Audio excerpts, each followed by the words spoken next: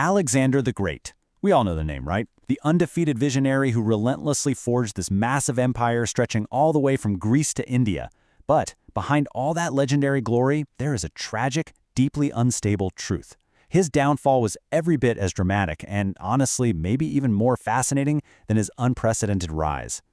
Over the course of this explainer, we're going to unpack the final chaotic years of Alexander's life. We'll explore the political nightmares, the betrayals, the total psychological unraveling, and the mysterious death that ultimately brought a world-spanning empire to its knees.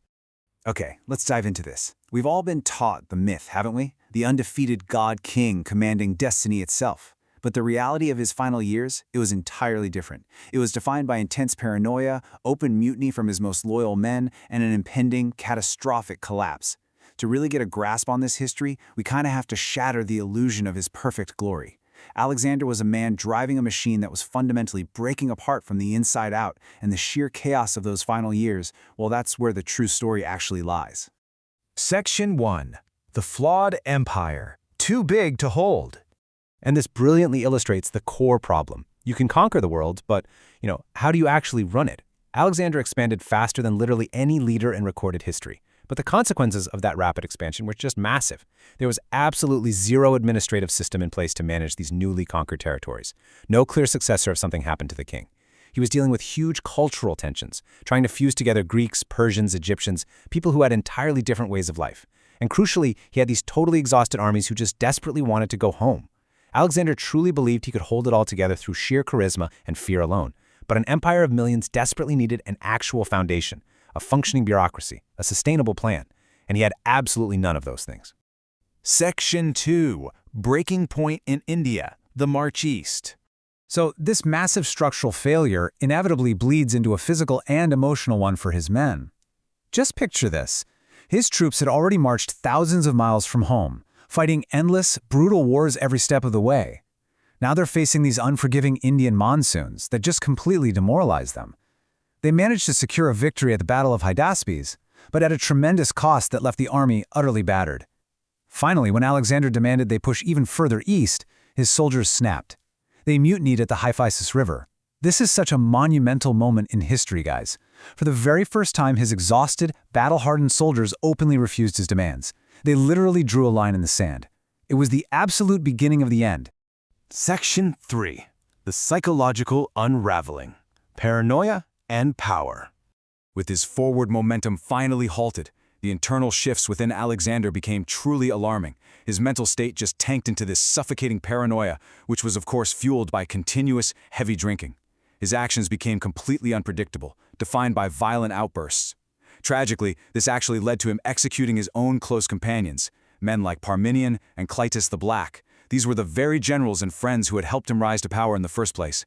And all the while, he develops this absolute obsession with being treated not just as a king, but as a living god. He was turning on his own men and rapidly losing touch with reality.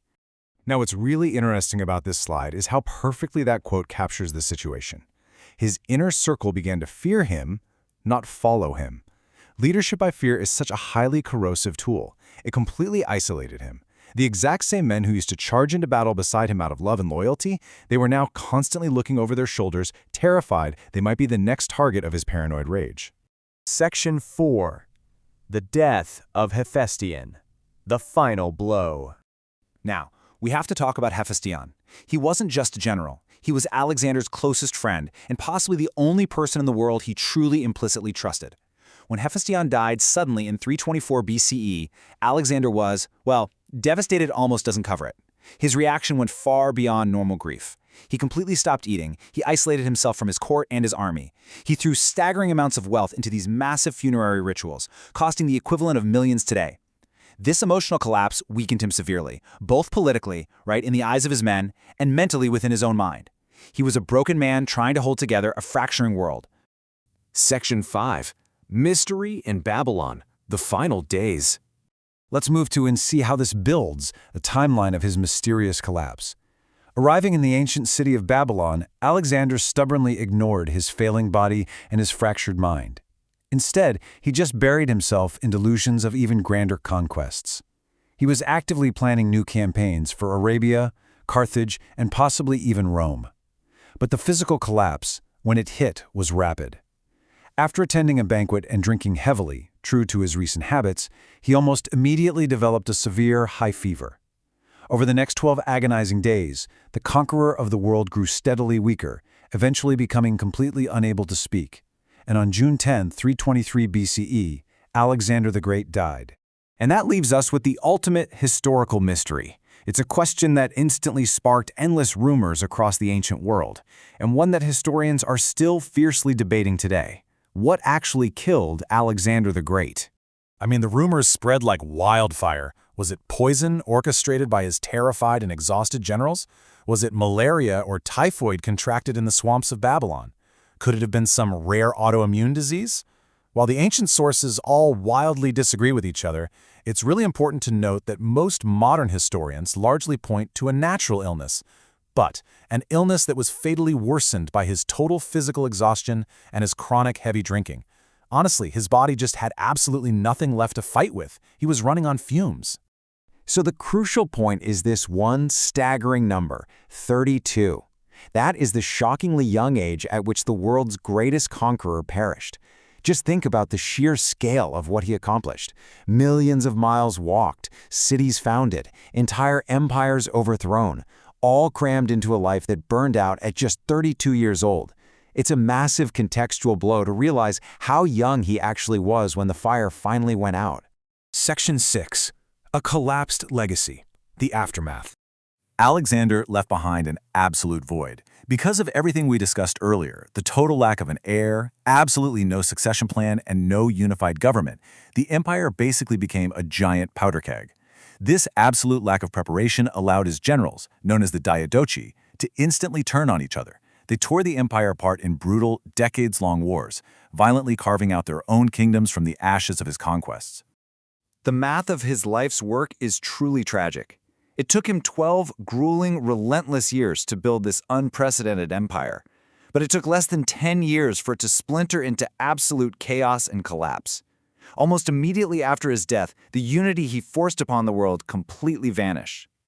So what do we take away from all this? Connecting this ancient history to our understanding of power today, the legacy lessons are pretty clear. First, empires built solely on military conquest rarely survive the conqueror. Second, leadership without administrative structure is always temporary. It's just a house of cards. And third, even the greatest, seemingly invincible heroes are ultimately human. Now, Alexander's legacy undoubtedly lives on in the cities he founded, the cultures he blended, and the legends told about him. But his actual, tangible empire, that died the very moment he did. To wrap up this explainer, I want to leave you with a final, provocative thought. If the greatest conqueror in human history, a man who literally bent the known world to his will, couldn't outlast his own unchecked ambition and structureless leadership, well, who can? It's a profound reminder of the fatal consequences of expanding without a solid foundation. Thanks for joining me on this explainer, guys. Keep questioning the myths and keep exploring the reality.